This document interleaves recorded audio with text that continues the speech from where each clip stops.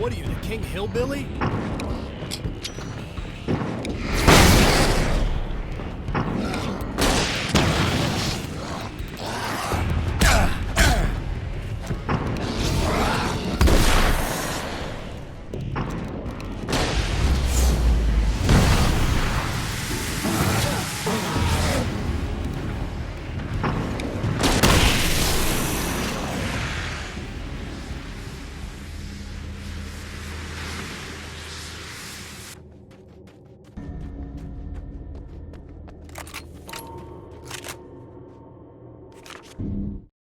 Thor and Odin Anderson, old gods of Asgard.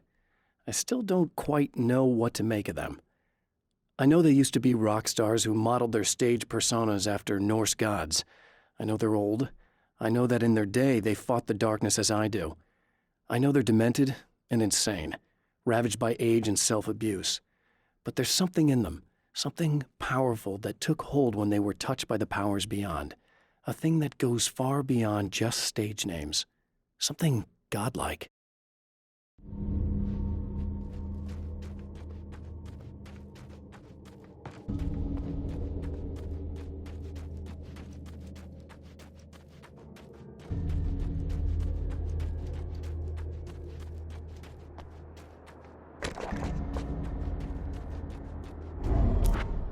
Right on cue, bubbling to the surface from untold depths, the horrors come. The emerging monsters do not expect the warm reception that has already been prepared for them.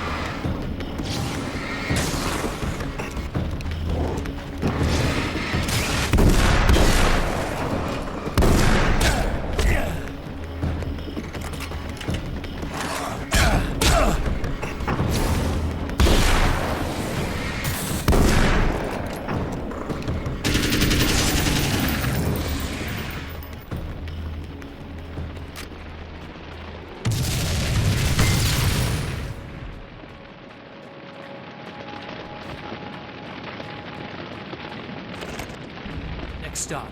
Saving Emma.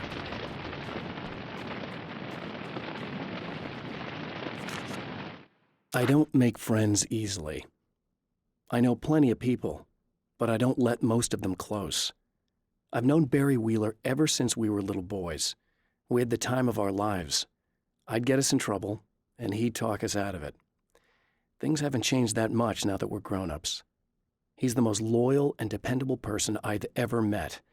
And all the things that count anyway. You could call him a weasel, and you wouldn't be entirely wrong.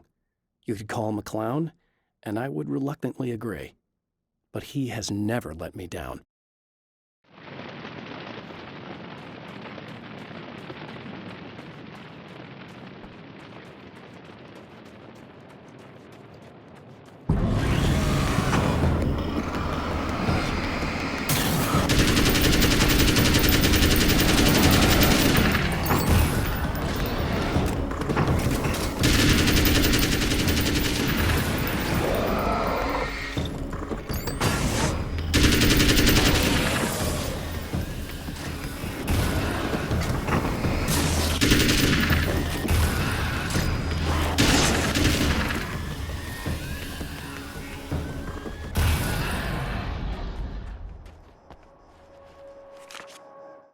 Getting the Andersons into the recording studio was a struggle and a half.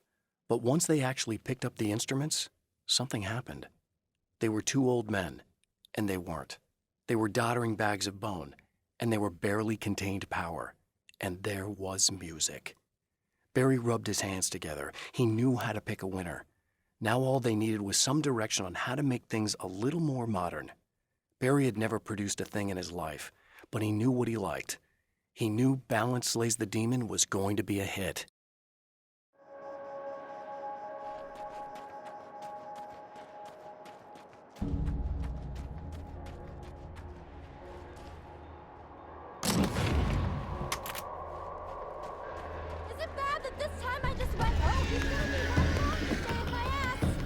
Not as long as I show up, I guess.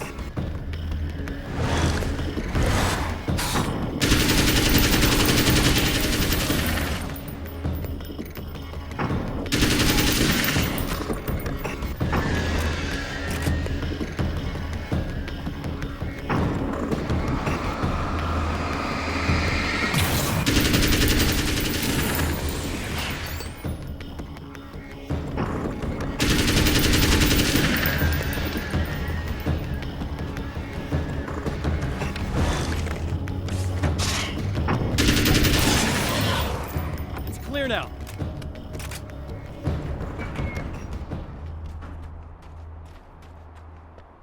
Yeah, thanks for saving me again. I'd hate to die before I'm scheduled to be murdered.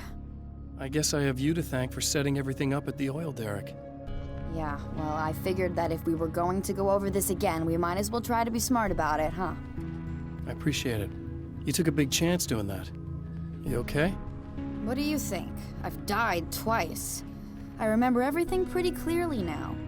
You said I was gonna be okay. I don't know what happened. It's not your fault. I think one of those, what did you call them? The takers? I think they did something to the power and they got me that way. I'm sorry. But I got the keys from the dead guy in that room. And I'm not handing them over until you do something about this. I'm sick of getting killed. Fair enough. You seem calmer now. I tried freaking out. It didn't do much good for me. I guess you get used to the craziest stuff. Good for you. Plus I figured I'd take the edge off, you know? Mm-hmm. Those herbal supplements are pretty good, huh?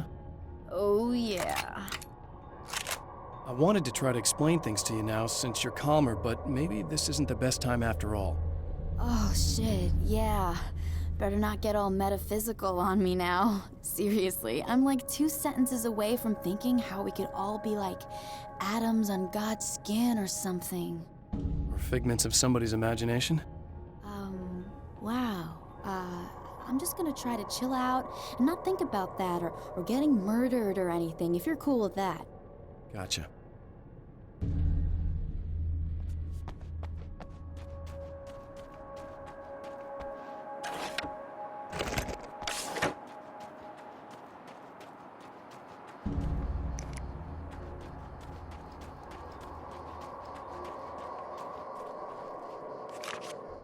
Emma wasn't sure exactly when the man arrived at the motel, but from what she could tell, the party started almost immediately.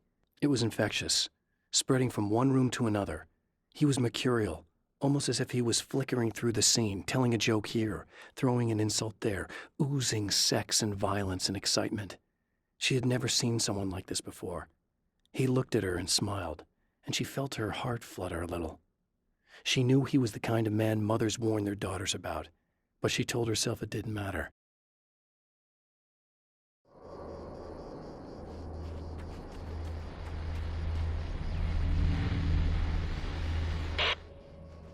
So I've been thinking about Barry. I don't know what to do about him yet. I mean, I'm not going to keep him around, that's for sure. Al? Ugh, little parasite. Your best friend. Really? That's the best you can do.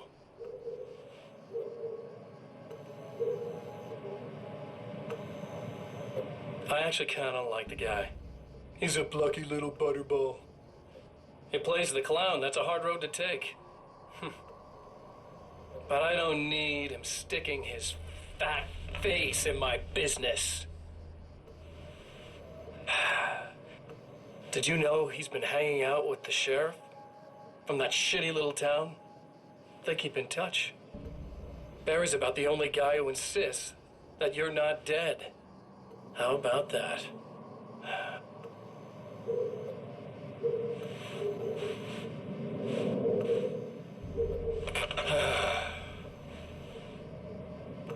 I might keep him alive for a while. Just to see him go to pieces when I fire his ass. Yeah. Yeah.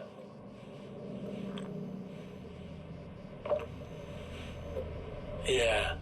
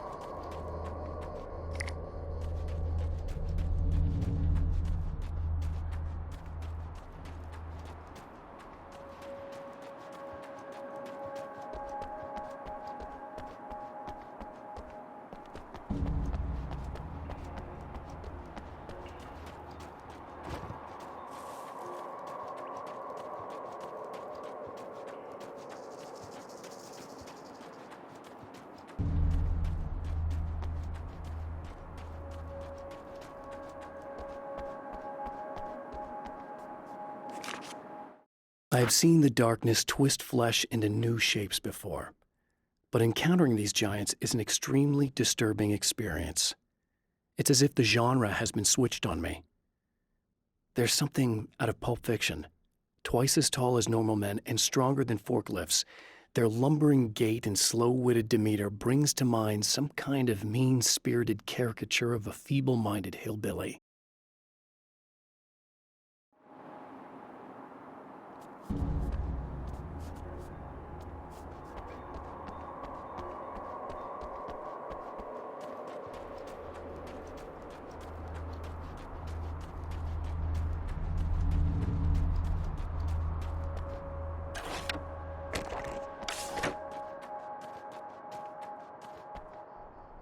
Okay, I really don't think they can get to the power now. Thank you. That's a relief. Here's the keys that you needed. Thank you. Hey, I have to tell you, at the diner, I went there with him. The guy who looks like you, okay? I know I said that I didn't. Yeah, I figured. Want to talk about what happened at the diner? There was this guy from the observatory, and he just attacked the poor dude, smashed his face into the tabletop a bunch of times. It was horrible. I didn't know that he was gonna do that. I swear. And I just ran. I just left him there. I didn't even try to help. There was nothing you could have done. It's not your fault. Well, he's dead in that motel room now, so excuse me if I feel pretty shitty about it anyway. You shouldn't blame yourself. I just didn't want to get involved. I have this tendency to just drop everything and run. I don't think I'm a bad person, but I didn't even call the cops. I'm such a coward. If you'd called the cops, we'd have dead cops. He's not human. Do you understand? It's not your fault. But I could have tried to stop him. Believe me, if you had, you'd be dead. You seem to be doing a little better now. Yeah, I guess it just got easier once I got this thing off my chest. I just feel so guilty about it, especially because I didn't pick up on any of the warning signs. I just really liked hanging out with him, you know? He was smart and charming and funny and hot. The way you could be, I guess. I guess. What's the deal with this guy anyway? He looks like you, he uses your name. Why does he do this stuff? I'm not sure myself. Maybe he's just evil or my dark half. He does a lot of the stuff I'm trying really hard to get away from. Things that just messed up my life. I guess all those murders don't help either. Yeah, I could do without the murders and the end of the world. Listen, I need to get going. Yeah, go. I think I'm good now. I hope. Good luck. If it all goes well, maybe this is the last time we meet like this. God, wouldn't that be great? Just keep those lights on, okay?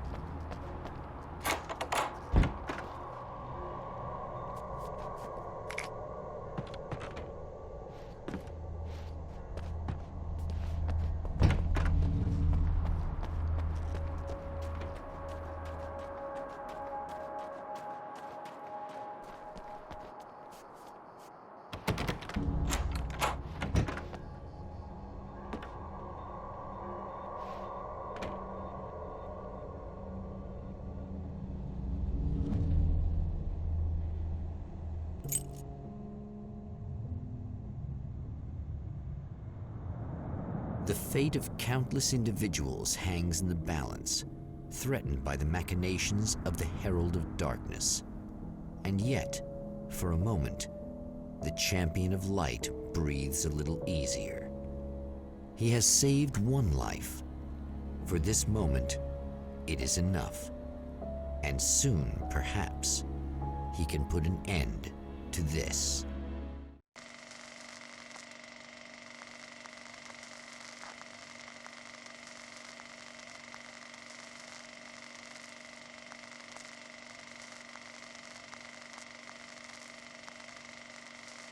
Returning to the observatory for what he hopes is the final time, the man feels anticipation and dread in equal measure. Soon, he knows, he will have what he needs.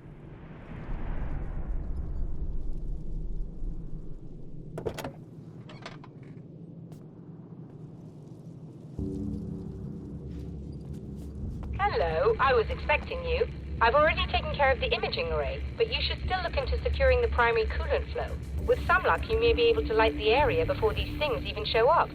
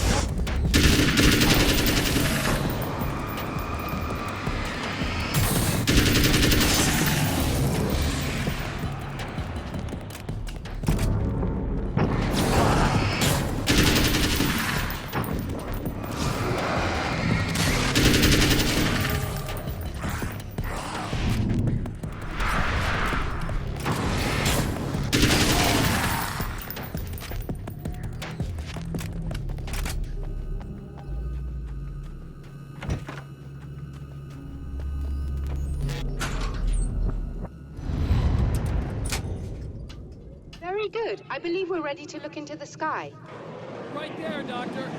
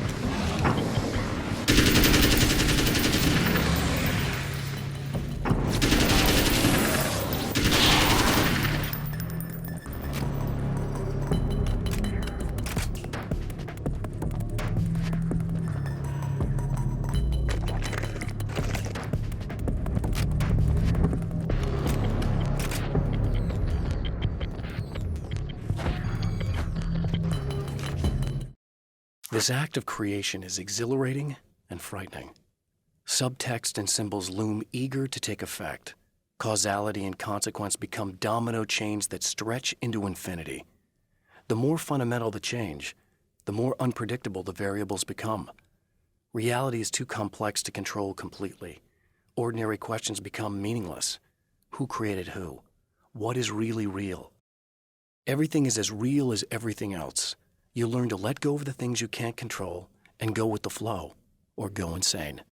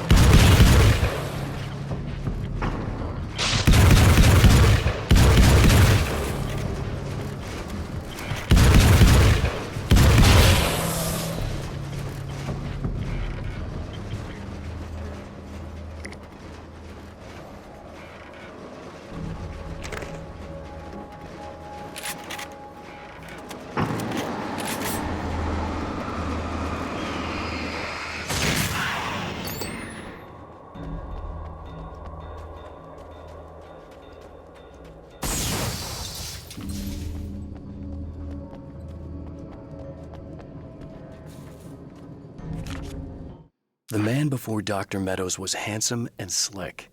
He moved with lazy confidence and didn't bother to pretend that he wasn't staring at her. She didn't mind, at first. Then the man flicked open the knife and shoved her out of the control room so she wouldn't hear the signal, whatever it was. Outside, she pulled her lab coat closed and thought about running. She didn't. She didn't think she'd get very far. Not from him. She never was entirely sure why he spared her.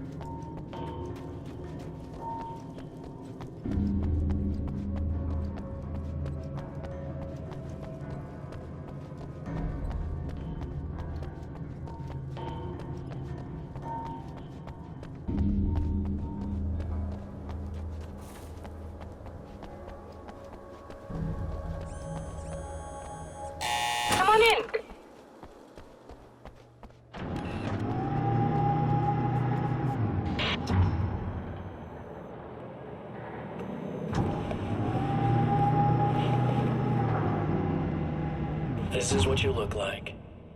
Does that bother you?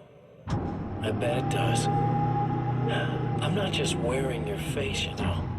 It goes a lot deeper than that. There's a lot of you and me. All the best parts. At first, I was just an idea. But they kept telling all those stories about you. You already had that rep. And then you disappeared mysteriously. And then, the stories about bad, crazy Alan Wake came true. And here I am. That's the best part, isn't it? When that happens, you can always count on Cauldron Lake.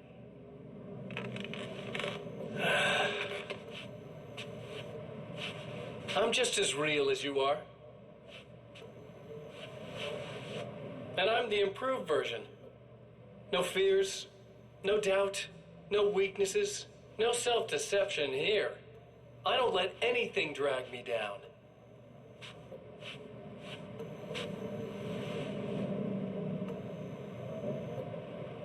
I know you like I know myself.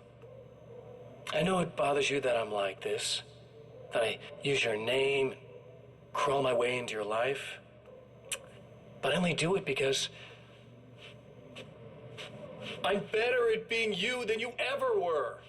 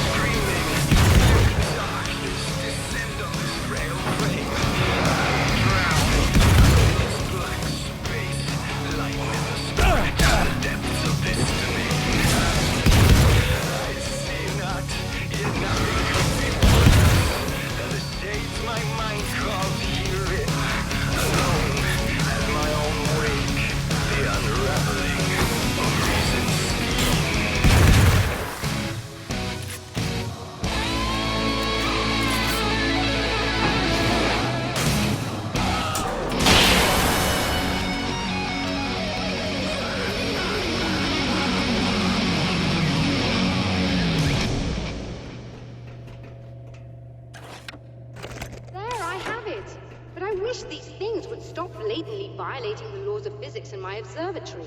That's just rude. Are you all right? I'll live. I'm glad. I'll send the lift down to you. I remember our previous encounters very clearly now, but technically, if this really is a loop in time, we've never met before. I don't know why our awareness persists, but it's bloody fascinating.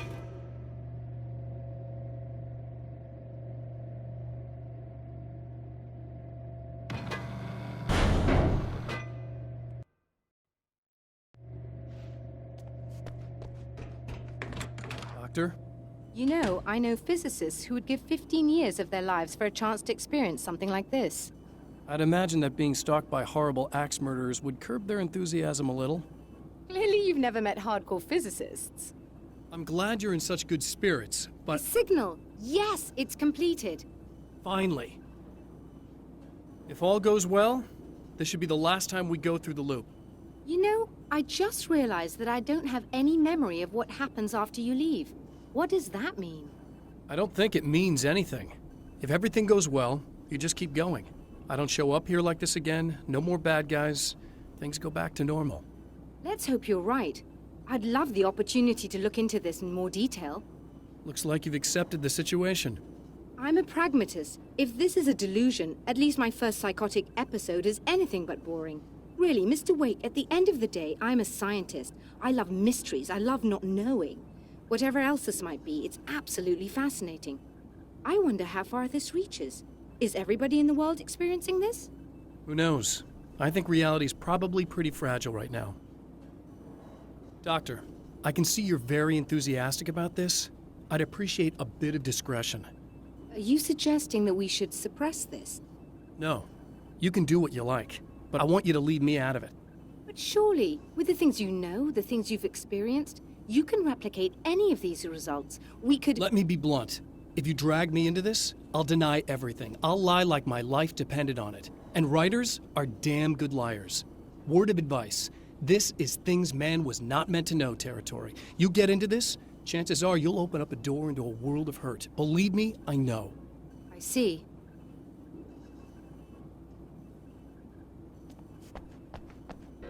In a strange way, he feels at ease. He is armed with his own words, and when the time comes, they will be enough or they will not. For now, he's content to let the currents take him toward the final confrontation.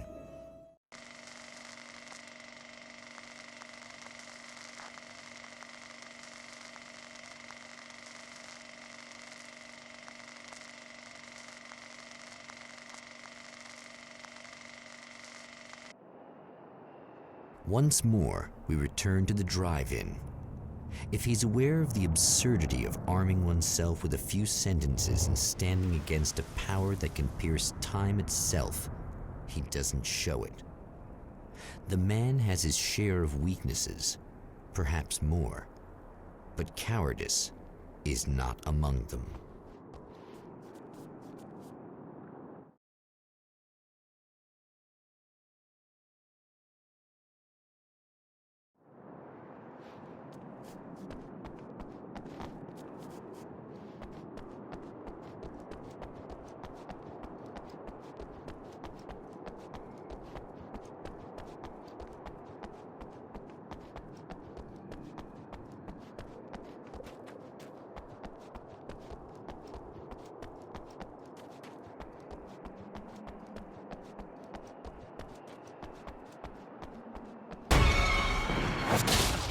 Oh, you got yourself a little plan, do you?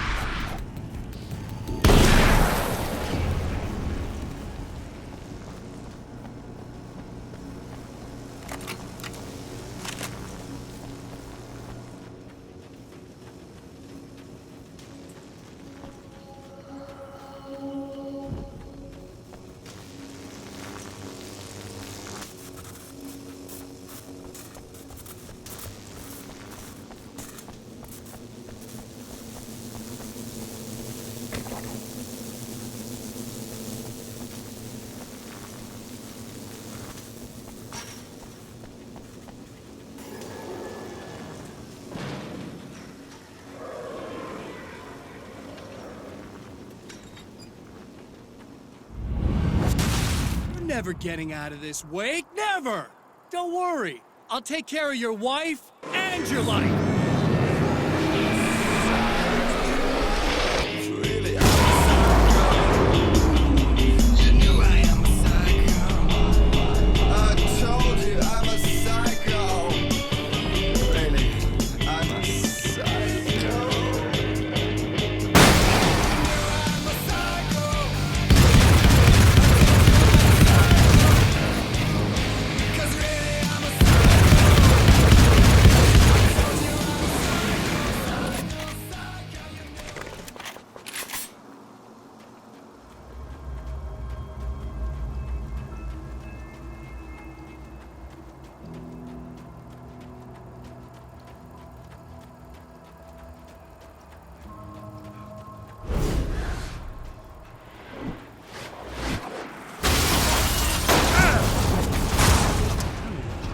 Doing, but I'll send you right back to the beginning.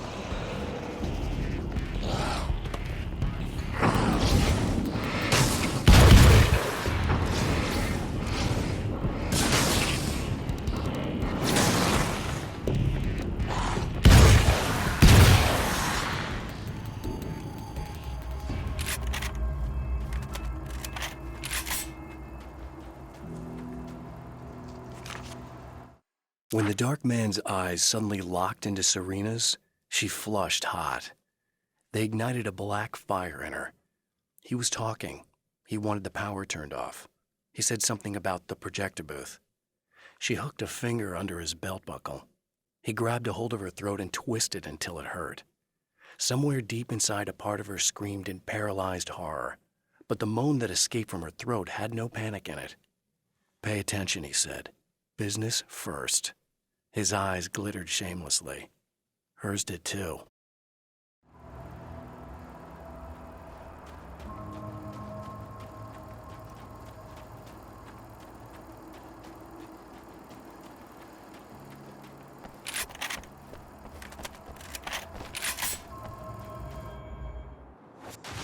What? You think whatever it is you're gonna do is gonna make a difference? This'll end up just like before!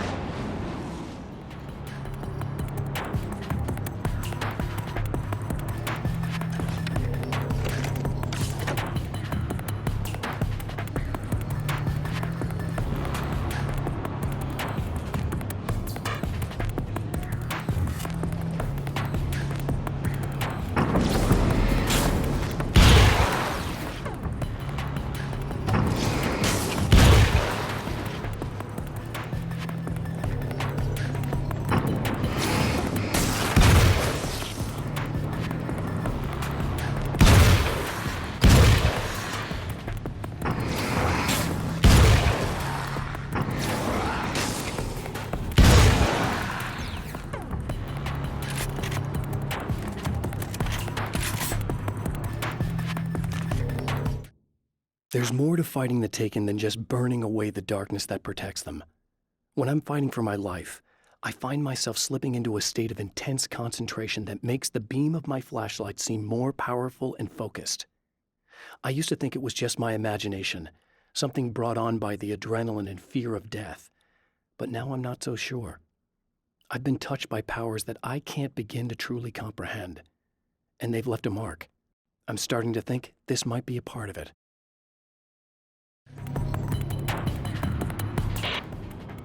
I've been around for a while now, you know?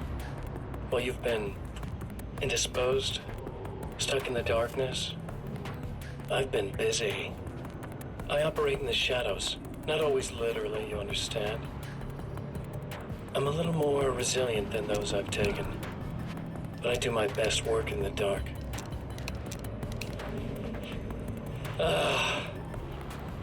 And there's so much darkness out there that goes deep.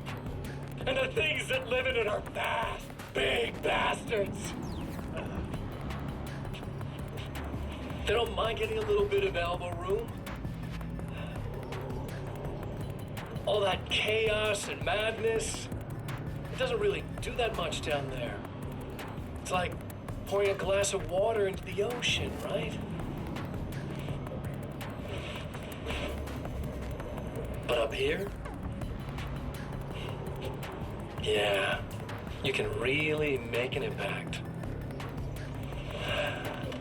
All they need is someone to bring them all the way through. But first, I had to take care of you. You party pooper. You're stuck in an eternal cycle now. The sun's never coming up for you.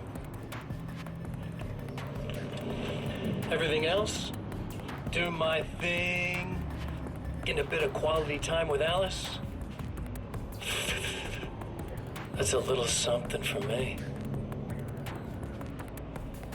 And I deserve it.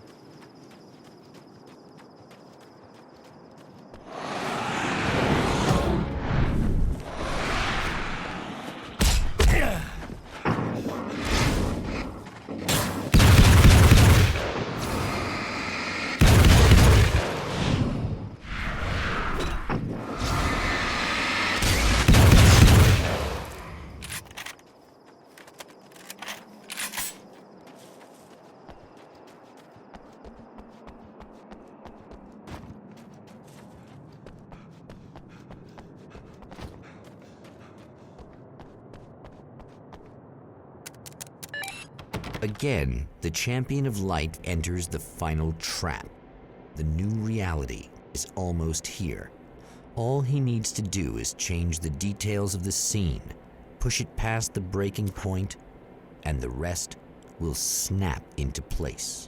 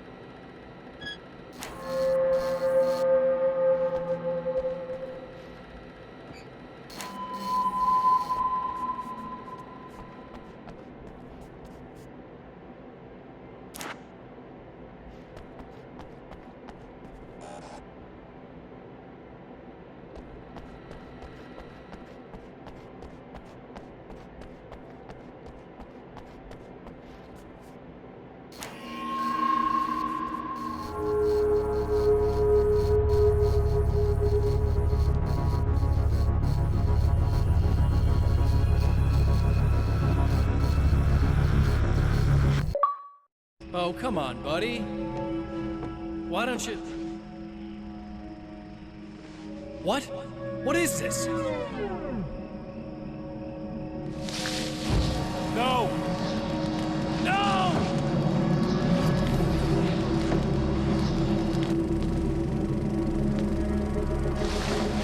You can't do this! All I did was take the things you always wanted and never had the balls to go for. It's my turn now.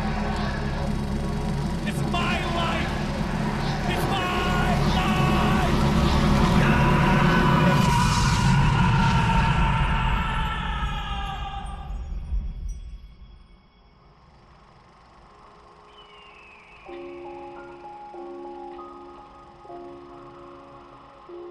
Alan? Is it really you? It's really me. How?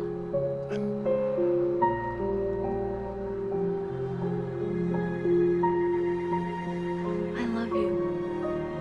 I love you.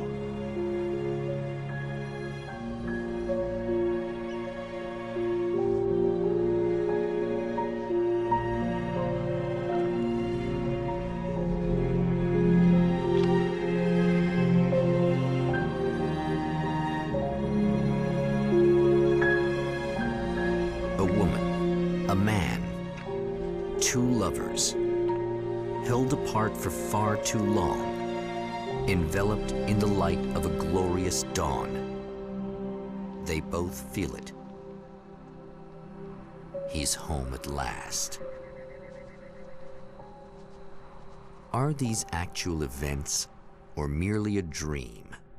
A memory, or a glimpse of what is to come? One thing is certain. This scene takes place in another time and another place, far, far away from Night Springs.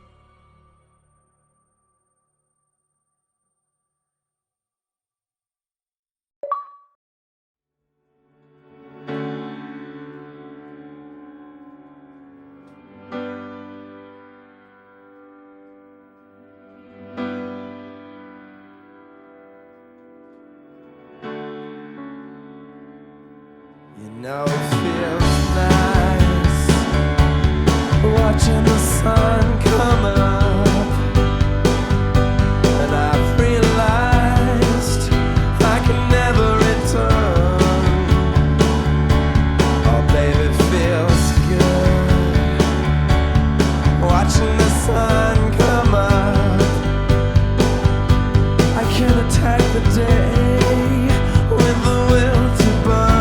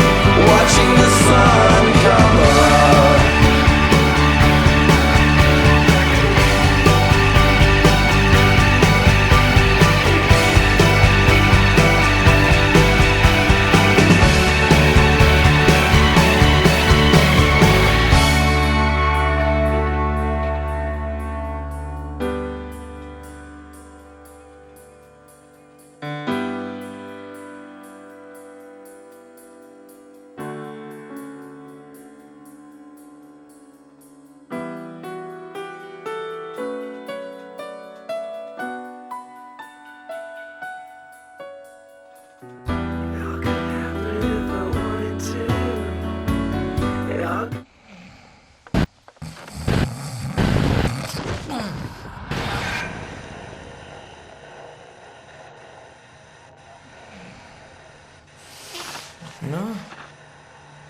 Al?